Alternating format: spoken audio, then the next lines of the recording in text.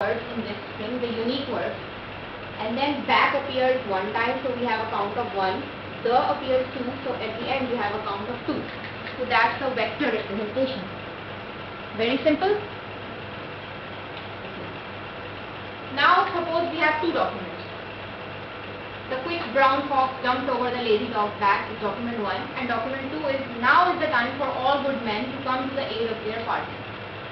So here are the terms. We excluded some of them from here, from these two. For is of the two.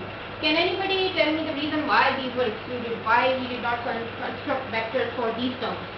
They are often repeated words and they do not contribute to the context of the document. Exactly. They do not hold any meaning, any significance. Nobody puts these, attaches any significance to these terms when we are searching. Because this is normal English. These are called stop words. And there is a list of stop words.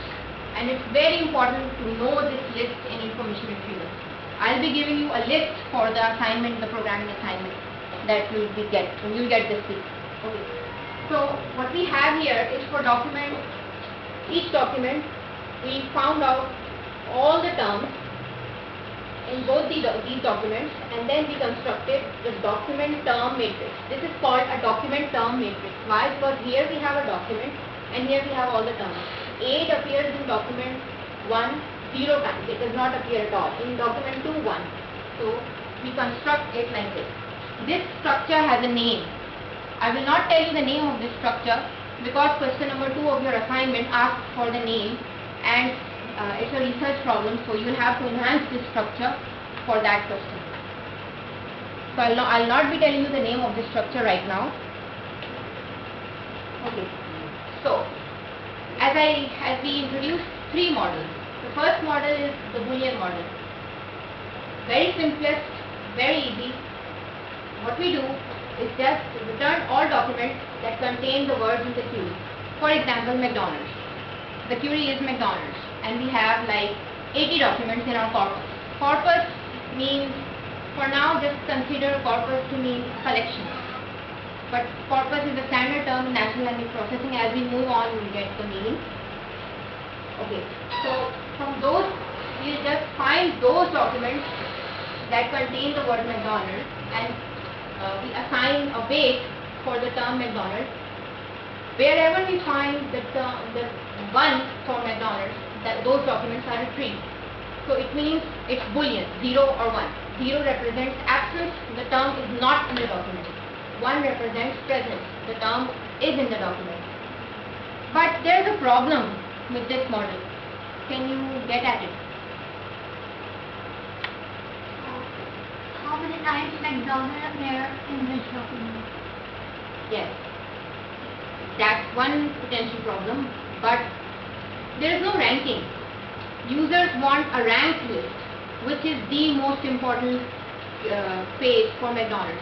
If you enter McDonald's on Google, which page do you want? The McDonald's website, right? Most of the times you want the McDonald's website. But here, there is no ranked list with this model. All you'll get is just a cluster of documents with no ranking. So that was the problem of the Boolean model. A document is either a match or a non-match.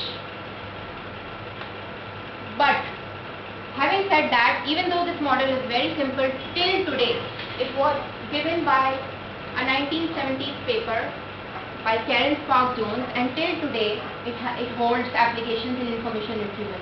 In fact, one of our paper in Polling 2010 used a modification of this Boolean model. If you can say it as a Boolean model, I'll recommend you to read that paper to understand further how you can apply variants of Boolean model for your research, because towards the end of this course you are to submit a research paper.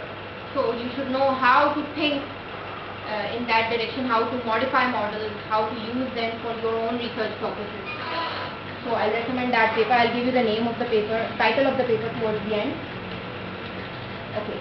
So as we said, there is match or no match. So wherever this question comes, arises the question of precision and recall. What is precision and what is recall? These. Why do we need it? Why do we need it? Yeah, and why do we need it? I think you want to answer. Yeah. The thing is, I mean, we have this model, very beautiful and simple model, right?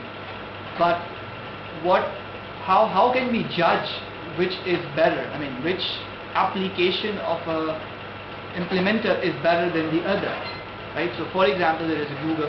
For example, Google is applying this model. Yahoo is also applying this model. So, which one is better? How can you scientifically say which one is better? Definitely, a user can tell, I'm more satisfied. But how can you tell scientifically? For that, we need to have some measurement parameters or some sort of these things. For that, there are two popular notions. One is precision and the other one is recall. So, as Asif said, these are evaluation criteria. Judgment. This is for judging scientifically whether your search effective is right or not. Precision, recall are scientific measures. What is precision and what is recall? So model is good, information retrieval model is good if it returns document if and only if it is relevant.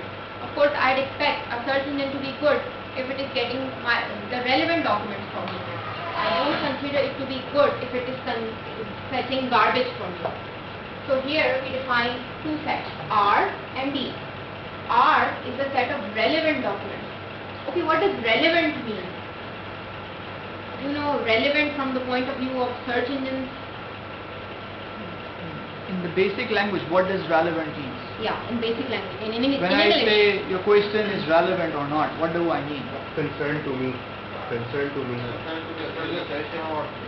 Exactly. And in search engine, when you say from a search engine point of view, you mean relevant to your query or not, of concern to the query or not. For example, if I put a query about Pakistan, I don't want documents about India. Those are irrelevant. Documents about Pakistan would be relevant. So that's the set of relevant documents returned. And D is a set of documents returned by a model. Oh, sorry. R is a set of all the relevant documents that exist.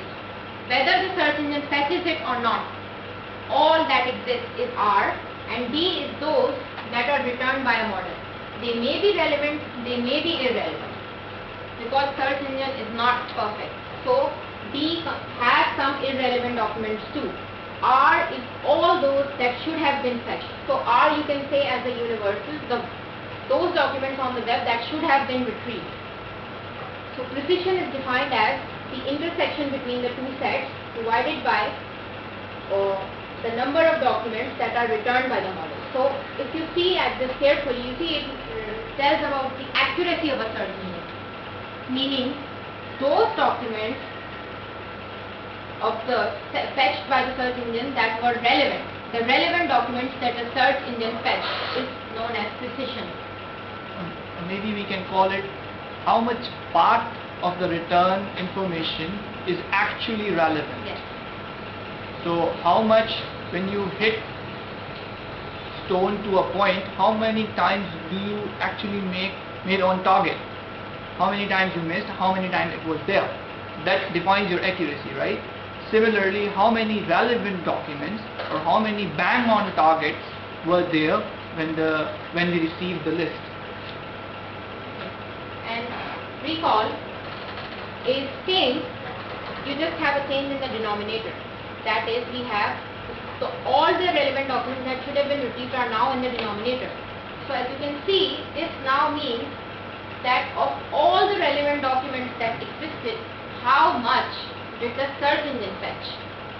Meaning how much coverage your search engine provides.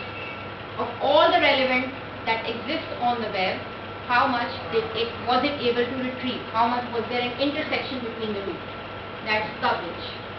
Which do you think is more important, precision or recall from a search engine's point of view? From a user, you are the user of a search engine. What would you look for in a search engine? Precision. Normally users look for precision. And recall has its own issues. One of which is the dark web. You cannot discover all portions of the web, all relevant documents on the web related to a query.